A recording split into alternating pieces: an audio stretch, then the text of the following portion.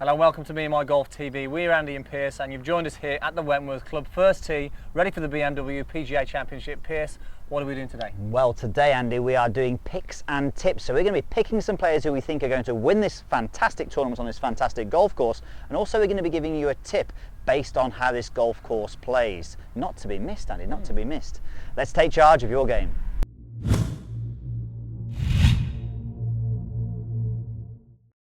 So what are the players going to be faced with this week? Well, Andy, in 2015 there was only the Hong Kong Open which penalised wayward tee shots more than Wentworth here at BMW. So you can see that accuracy is absolutely at a premium. We've seen lots of fairway bunkers as well, tight fairways. Obviously if you miss the fairways you're in quite tall trees, so you are going to be really struggling. So yeah, you're going to hit driver, you're going to see the players hit driver, but there's a lot of holes around here. You've got to put it in position, you've got to maybe hit iron, you're going to see the hybrid come out, the 3-wood come out, just to put it in place to actually give themselves a chance of attacking the green, really, Piers. Yeah, definitely. And then when it comes to attacking the green, well, they're on the 18th green here, and this is one of the biggest greens. The greens are so small, well protected, so short game at a premium. It does, and I think the stats from 15th Club show us last year that 46% of the players who missed the green got up and down, and that was the lowest rate of any tour event last year. So, you know, the greens are small, the rough's thick, they're very sloping, so if you do miss a green, it's very difficult to get it close, and you're going to see the players struggle with that if they do miss the green this week. Definitely, and it's quite a unique tournament as well for this golf course to have two par 5s to finish with. So 17 is a dog leg to the left. A lot of people, you know, you've got to find that position off the tee shot to then go for the green. A lot of people be hitting low hooks with their second shots, over 600 yards I think it is. That's a monster. It is an absolute monster of a hole. But then you get to 18 and it's a risk reward hole. So if you can be brave off the tee shot, cut the corner almost with a little bit of fade, which is quite scary on a dog leg right, you're then left with a shot into this well protected green with the water all at the left. And as I said, it's one of the bigger greens here. It's definitely got easier as the years have gone on. It came up for a lot of stick when Ernie Els first designed it because they couldn't hold the green, if we remember. But definitely on this golf course, accuracy is at a premium. So I think what we need to do is give them a tip on hitting it straighter. Let's give that hitting the fairway. Okay, so we've travelled down to the 18th tee, 521 yards, par 5, round the corner, Piers. Let's say you're leading the tournament. You need to find the fairway. Do we have a tip for these guys that can help them in a situation when they must get it in play? We sure do, and we actually learned this one from a golf pro called Martin Hall, an Englishman actually based out in Florida.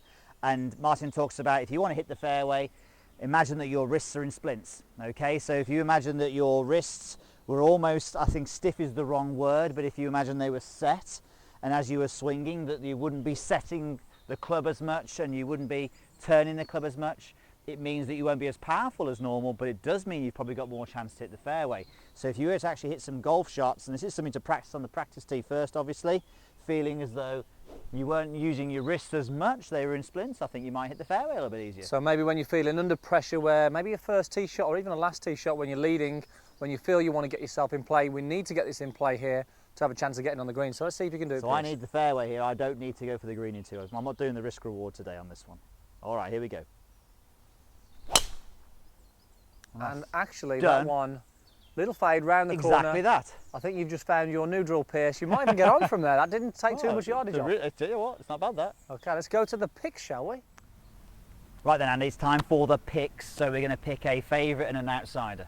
So I am going to go Matthew Fitzpatrick as my favourite. Good choice. Really good choice. In 2015, 2016, he is 8th, I think it is, in his greens and regulation, and 12th in fairways hit. So that just means obviously top 20 for fairways and greens. You've got to think that man's got a good chance. And he's a good putter as well. He knows how to win, having won last year. He's due in maybe a win this year, played well in the Masters. So I think that for me, Fitzpatrick, he's my man. Okay, so mine is Danny Willett. He's had a bit of a layoff since the Masters, but Masters champion, you know, you can't go wrong with him really. And he's, you know, he's one of these guys who's got the all-round game. And at the Masters, he actually was one of the only guys in the field to gain strokes on drives, approach shots around the green, and putts. So, you know, that said, really, he has that all-round game that could just work. He had a pretty steady result last week at the Irish Open. So hopefully the layoff's done him a bit of good and he's ready to win again. Yeah, okay, I like that one, Right, okay, I'm going to go with Luke Donald. Okay. Outsider?